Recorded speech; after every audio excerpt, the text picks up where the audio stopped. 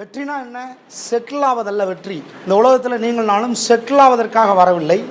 வெற்றி என்பது செட்டில் ஆவதல்ல. ஒரு கல்யாணம் பண்ணி பிள்ளைகளை பெற்றெடுத்து ஒரு வீட்டை வாங்கி ஒரு காரை வாங்கி செட்டில் ஆவதல்ல வெற்றி.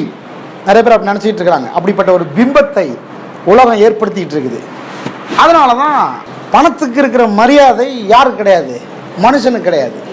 பணம் தான் பெருசாக இருக்குது, வேல்யூவாக தெரியுது. இன்றைக்கு மக்கள் பொருட்களை நேசிக்கிற அளவுக்கு கூட மனிதர்களை நேசிப்பதில்லை.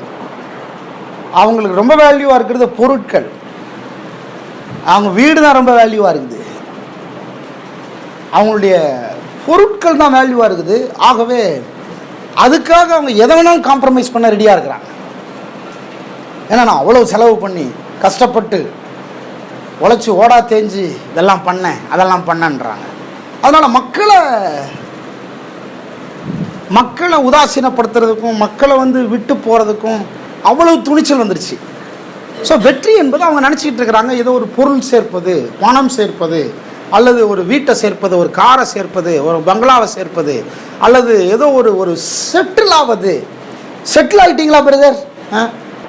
சத்தமாக சொன்னது செட்டில் ஆகிறது. அவன் பிள்ளைகள்லாம் படிக்க வைக்கிற எதுக்கு? செட்டில் ஆக்கணும் பிரதர், செட்டில் பண்ணணும். என்னது செட்டில் பண்ணுறீங்க? சக்ஸஸ் செட்டில் ஆவதல்ல, நல்ல நிலைமைக்கு வரணுன்றதான் நம்ம விருப்பம். ஆனால் ஒன்று நல்லா கவனிங்க, நல்ல நிலைமைக்கு வருவது என்பது கடவுளுடைய சித்தம் நோக்கத்தின் நிறைவேறுதலுக்கு அப்பாற்பட்ட ஒரு காரியம் அல்ல. அதை புரிஞ்சுக்கணும் முதல்ல. ஏசு நான் ஊழியத்துக்கெல்லாம் போகிறதில்ல, தச்சு தொழில், எங்கள் அப்பா தொழில், குடும்ப தொழில், நான் எத்தனையோ புல்பீட்டு செஞ்சு எத்தனையோ டேபிள் செஞ்சு ஊர் ஊராக விற்று கல்யாணம் பண்ணி பிள்ளைகளை பெற்றெடுத்து ஒரு வீட்டை வாங்கி ஒரு மாடு வாங்கி கழுதை வாங்கி, ஏன்னா அன்னைக்கு காரணம் அதான், ஆடு மாடு கழுதை வாங்கி நான் செட்டில் ஆக போகிறேன்னு நினைக்கவே இல்லை. ஆமீன். செட்டில் ஆவதல்ல கடவுளுடைய நோக்கம். ஒருவேளை வீடு இல்லைன்னு கவலைப்படாதீங்க, கார் இல்லைன்னு கவலைப்படாதீங்க, ஒரு நல்ல நிலைமைக்கு வரலன்னு கவலைப்படாதீங்க. அதை விட மேலா உங்கள் வாழ்க்கையின் மூலமாக தேவனுடைய நோக்கம் நிறைவேறி கொண்டிருக்கிறதா அதை குறித்து கவலைப்படுங்க. ஆமீன். வெற்றி என்பது என்னது? செட்டில் ஆவதல்ல, கடவுளுடைய நோக்கம் நிறைவேறுவது. சரி, எப்படி நோக்கத்தை நிறைவேற்றுறது? ஒவ்வொருவருக்கும் நோக்கம் இருக்கா? ஆமாம், எனக்குன்னு பர்சனலாக நோக்கம் இருக்குதோ இல்லையோ, என்னை படைத்ததற்கு கடவுளுக்கு ஒரு நோக்கம் இருக்குது. சொல்லுங்க, என்னை படைத்த கடவுளுக்கு ஒரு நோக்கம் இருக்குது. அப்போ அந்த நோக்கத்தின் நிறைவேறுதலுக்காக தான் தேவன் எல்லாத்தையும் தராரு. கணவன் மனைவியெல்லாம் எதுக்கு? கல்யாணம்லாம் எதுக்கு? பணம்லாம் எதுக்கு? படிப்பு எதுக்கு? அறிவு எதுக்கு? மனுஷ கனெக்ஷன் எதுக்கு? கம்யூனிகேஷன் எதுக்கு? லாங்குவேஜ் எதுக்கு? ரிலேஷன்ஷிப் எதுக்கு? ஃப்ரெண்ட்ஷிப் எதுக்கு? இதெல்லாமே அந்த பர்பஸை ஃபுல்ஃபில் பண்ணுறதுக்கான டிவைன் கனெக்ஷன். எத்தனை பேர் ஆமேன்னு சொல்றீங்க? அந்த டிவைன் கனெக்ஷனை கடவுள் ஏற்படுத்துறார். எதுக்காக? உங்களை செட்டில் பண்ணுறதுக்கு இல்லை, உங்கள் மூலமாக அவர் வைத்திருக்கிற அந்த பிளான் ஃபுல்ஃபில் ஆவதற்கு, அந்த பர்பஸ் நிறைவேறுவதற்கு. அதனால தான் நம்ம கடவுளுடைய பார்வையிலேருந்து எல்லாத்தையும் பார்க்கணும். அதுக்காக தான் நீங்கள் நான் இங்கே இருக்கிறோம், அதுக்காக தான் நம்ம இங்கே இருக்கிறோம், அதுக்காகத்தான் நம்ம இங்கே வர்றோம், அதுக்காகத்தான் இப்படிப்பட்ட ஒரு இணைப்பை கடவுள் ஏற்படுத்துறாரு, அதுக்காகத்தான் இப்படிப்பட்ட போதனைகளை கற்று தராரு. எதுக்கு நமக்கு இப்படிப்பட்ட ஒரு போதனை? ஏன்னா நம்ம மூலமாக தேவன் இந்த உலகத்தில் நிறைவேற்ற வேணும் நிறைய காரியங்களை வச்சிருக்கிறார். எத்தனை பேர் அப்படி பார்க்குறீங்க? உங்களை அப்படி பார்க்குறீங்களா? நீங்கள் கடவுளுடைய பார்வையில் வேல்யூபிளான ஆள், விலையேறப்பட்ட நபர். உங்கள் மூலமாக தேவன் நிறைவேற்றி முடிக்க வேண்டிய அந்த நோக்கம் என்பது இருக்குதே, அது ரொம்ப மதிப்பு மிக்கது, அது ரொம்ப வேல்யூபிளானது. அந்த விஷயத்தை உங்களை வச்சு தான் செய்ய முடியும், உங்கள் மூலமாக தான் நிறைவேற்ற முடியும். அதுக்கு தான் கர்த்தர் கொண்டு வந்திருக்கிறாரு, அதுக்கு தான் இந்த மாதிரி இணைப்பை கர்த்தர் ஏற்படுத்துகிறார். ஆகவே கடவுளுடைய வார்த்தையில் நல்லா போதிக்கப்படும் போது நல்ல நிலைமைக்கு வரணுன்றது உண்மைதான். நல்ல நிலைமைக்கு வரணும் அப்படின்றது கடவுளுடைய பார்வையில் எப்படி இருக்குன்னா, நம்மை குறித்த நோக்கம் நிறைவேற வேண்டும். எத்தனை பேர் சொல்றீங்க நம்மை குறித்த நோக்கம்?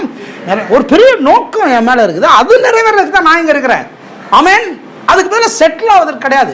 செட்டில் ஆகலான்னு கவலைப்படாதீங்க. ஐயோ வீடு இல்லை, ஒரு கார் இல்லை, ஒரு பங்களா இல்லை, அதெல்லாம் ஆட்டோமேட்டிக்காக வரும். இதெல்லாத்தையும் கர்த்தர் நோக்கத்தின் நிறைவேறுதலுக்காக தருகிறார். ஒரு வீட்டு எதுக்கு தராரு? கல்யாணம் எதுக்கு? பிள்ளைகள் எதுக்கு? நோக்கம் நிறைவேறுவதற்கு. இதை மறுபடி உள்ளத்தில் இறைக்கணும். ஒரு வேலை எதுக்கு? நோக்கம் நிறைவேறுவதற்கு. அதை நம்பி இல்லை, நான் கடவுளை நம்பி இருக்கிறேன். ஆமீன். வேற ஏதோ பொருளை நம்பி இல்லை, வேற ஏதோ பணத்தை நம்பி இல்லை, வேற ஏதோ தொழிலை நம்பி இல்லை, வேற ஏதோ ஒன்றை நான் நம்பி இல்லை, கடவுளுடைய நோக்கத்தை நம்பி இருக்கிறேன். அப்போ நான் ஒன்று சொன்னேன், நோக்கம்னு ஒன்றை நீங்க நம்புறீங்கன்னா அந்த நோக்கத்தின் நிறைவேறுதலுக்காக தேவன் எல்லாவற்றையும் இந்த பூமியிலேயே ஆல்ரெடி ப்ரீ பிளான்டா ரெடி பண்ணி வச்சிருக்கிறாருன்றதை நம்பணும். ஏன்னா மரத்தை வச்சவன் கண்டிப்பா தண்ணி ஊத்துவானா இல்லையா?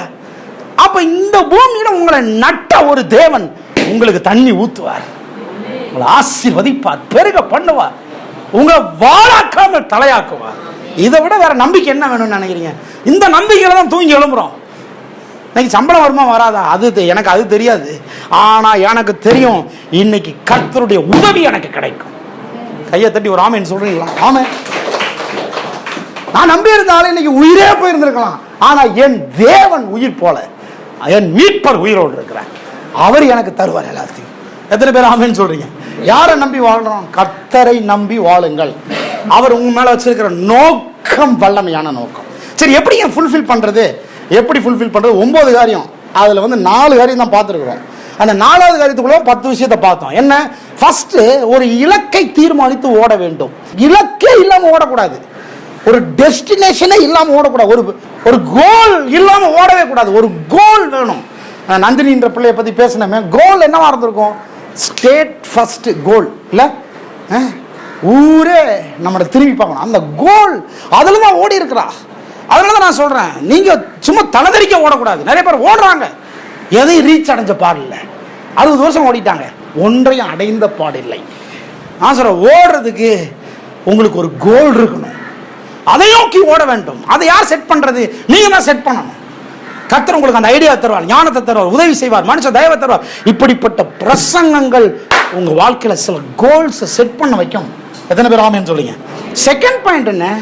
உங்கள் வரம், உங்கள் ஆற்றல்கள், திறமைகளை மையமாய் கொண்ட தரிசனம் உடையவர்களா இருக்க வேண்டும்.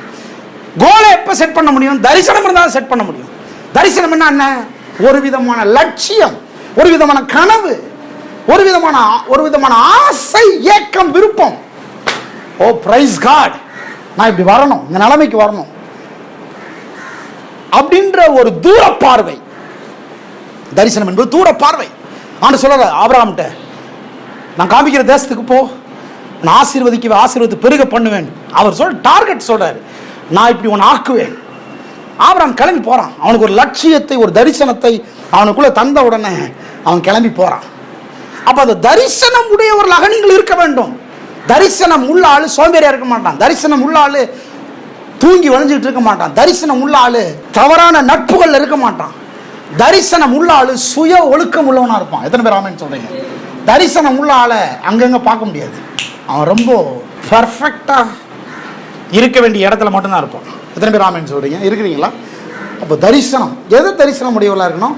உங்கள் வரம், உங்கள் ஆற்றல், உங்கள் திறமையை மையமாய் கொண்ட தரிசனம். 3வது, அதன் நிறைவேறுதலுக்கு ஏற்ற திறமைகளையும் தேவன் உங்களுக்கு கூட கொடுத்திருக்கிறான்றதை நீங்கள் எந்த சந்தேகம் இல்லாமல் நம்ப வேண்டும். திறமை உள்ள வச்சிருக்கிறாரு. நோக்கம், அந்த நோக்கத்தை நிறைவேறுதலுக்கு தான் அந்த லக்கை ஃபிக்ஸ் பண்ண சொல்றாரு. தரிசனம் உடையவர்களா இருக்கணும். திறமையும் உள்ள வச்சிருக்கிறாரு. சொல்லுங்க, நான் திறமைசாலி. சொல்லுங்க, நான் திறமைசாலி. சொல்லுங்க, உங்க திறமையை கண்டுபிடிக்கணும். உங்க திறமைகள் என்னன்றதை கண்டுபிடிக்கணும். திறமையா இல்லை பிரதர். நிறைய பேர் நினைக்கிறேன் வாலிப பிள்ளைகளுக்கு தான் திறமை இருக்கு பிரதர். என்ன இல்லை? KFC தாத்தாவை பத்தி சொன்னேன்ல. KFC தாத்தா எப்போ KFCன்ற உணவை கண்டுபிடிச்சார் தெரியுமா? ரிட்டையர்ட் ஆயிட்டாரு, கிட்டத்தட்ட 76 வயசுக்கு மேலே. அப்போ தான் அந்த KFCன்ற அந்த சிக்கன் உணவினுடைய ஃபார்முலாவை கண்டுபிடிச்சார். கண்டுபிடிச்சு தெருவில் நின்று விற்றுருக்காரு. விற்றவர் அப்படியே டக்குன்னு அங்கே ஒரு கடையை போட்டார். இன்டர்நேஷ்னல் லெவலில் திங்க் பண்ணார். KFC இன்னைக்கு ஆவடியில் கூட இருக்குது, தாத்தா ஃபேஸ் போட்டு. ஆமென், ஹல்லேலூயா. அப்போ வயசு முக்கியம் இல்லை, உங்களுக்குள்ள திறமையை கர்த்தர் வச்சு. சொல்லுங்க, எனக்குள்ள திறமை இருக்குது. என்ன செய்யணும் பிரதர்? கண்டுபிடிக்கணும். ஆமென் சொல்லுங்க, கண்டுபிடிக்கணும். சொல்லுங்க, கண்டுபிடிக்கணும்.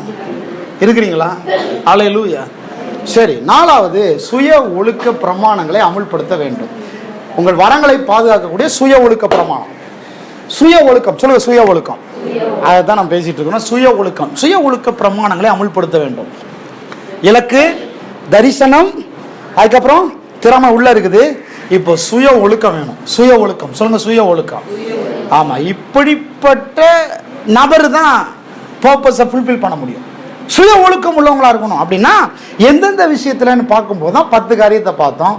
கடகடன்னு சொல்றேன். 1, நல்ல காரியங்களை செய்யறதை விட சரியான காரியங்களை செய்யறதுல சரியா இருக்கணும். 2வது, அட்ராக்ஷன்ஸ்ல விழுந்துடக்கூடாது. மூணாவது டிஸ்ட்ராக்ஷன்ஸ்ல விழுந்துடக்கூடாது. நாலாவது ஃப்ரெண்ட்ஸ். ஐந்தாவது ரிலேஷன்ஷிப். ஆறாவது பாவம். ஏழாவது தள்ளி போடுதல். இதெல்லாம் சுய ஒழுக்கம் உள்ளவர்களாக இருக்க வேண்டும். எட்டாவது வெற்றி அடைவதை குறித்த பயம், வெற்றியாளராய் மாறுவதை குறித்த பயம். அது ஒரே வார்த்தையில் சொல்ல போனா என்னுடைய பழைய நண்பர்களை இழந்துருவேணும்ன்ற பயம் இல்லையா. ஒன்பதாவது பொறுமையின்மை, இம்பேஷன்ஸ். கடைசியா போன வாரத்தில் பார்த்தோம். பத்தாவது என்னது? காம்ப்ரமைஸ். எதுலையும் காம்ப்ரமைஸ் ஆகி போயிடக்கூடாது. ஆமென். சரியான காரியங்களில் மட்டும் நாம் இணங்கி போக வேண்டும், ஒத்து போக வேண்டும். இந்த 10 காரியங்களையும் மனதில் வச்சுங்க.